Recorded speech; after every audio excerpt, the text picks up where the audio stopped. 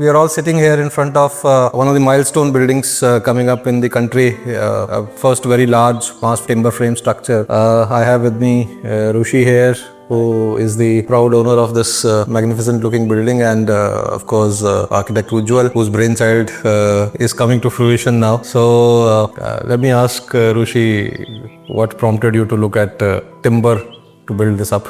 So basically my grandfather's journey started in, with timber. Lovely. And that was the seed, and that's what, got us where we are today.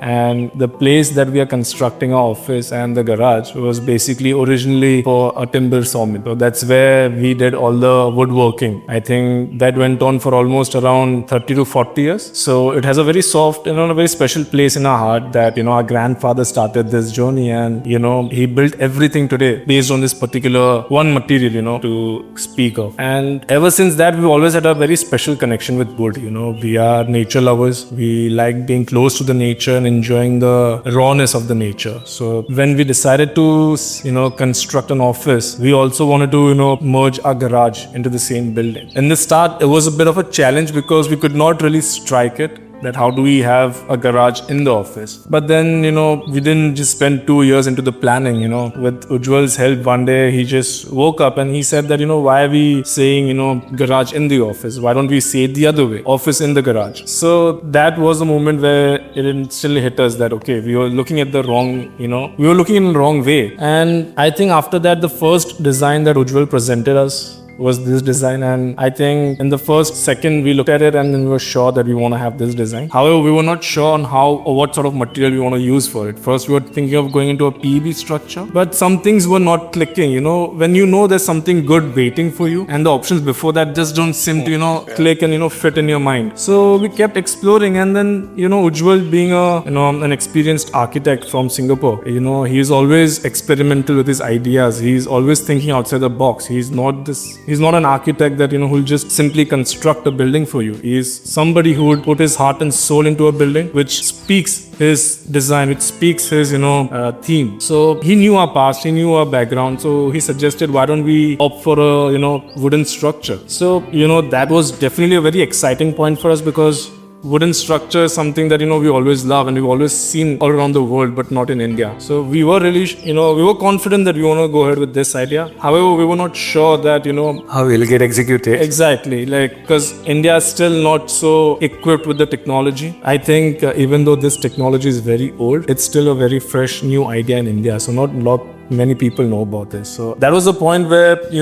we came and we were stuck. And then, Ujjaval, he used his expertise, he used his, passion to create this. I'd like, Ujjaval to share his idea on, what convinced him or what, encouraged him to, go for such a design and also find a team like Artius.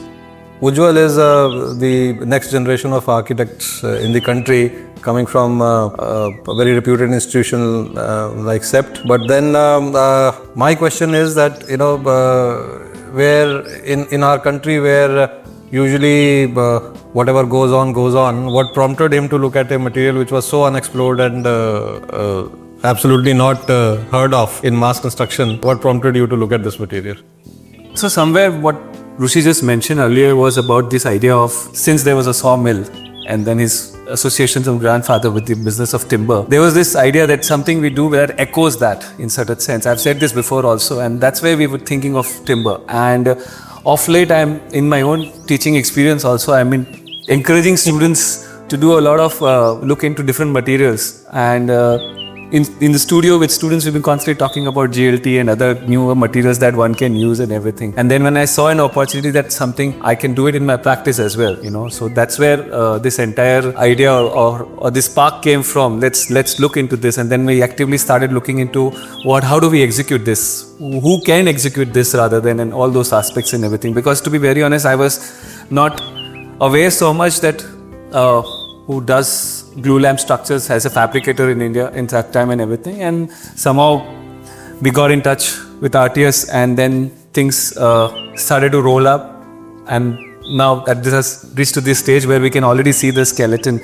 And so from the initial sketches to the ideas to models and everything, whatever has been explored, to see this at this stage already, where you can already see the skeleton is already up, and it required a little bit of a change in a whole shift of the way we think, because you kind of conditioned to think about things in the way of RCC casting or brick masonry kind of logic, and then you have to completely do a more thinking from an assembly of components kind of a logic where things are going to come together. So it required a shift in the way you think about it, and we are talking about tolerance in mm, not even in centimeters, and where we are CNC routing things and achieving in everything. So it was a big learning curve, big learning curve. I mean, to aspire to use a certain material, especially a material like this timber, and in timber structure, the beauty I always find, it's the tectonic clarity that it gives, because what you see is what it is carrying the load. Exactly. In that sense, right? So it's very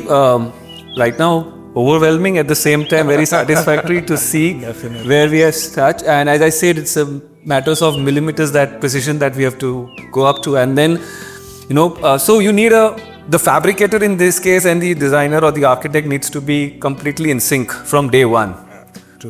And then when you see that kind of a support and certain confidence, there is a team to execute this, you push the design further and make sure that we achieve what we want to without compromising on the functional part of it or the aesthetic part of it or whatever the visual conceptual part of it, and so from those, all the joineries that we've been discussing about, and now to see it manifested physically over here, so from that first sketch to the final bolt that has been, and we were lucky, today the last portal we saw it getting installed, so it is an incredible feeling. It's very satisfying at that same time, and very grounding in the same way, but and in the evening, now looking into the evening sunlight and everything in this site contest, it kind of validates the intent. Okay. And and as I said, it is job half done. There is still more to be done to what we have already visualized, and I'm sure it will also happen good in the same way.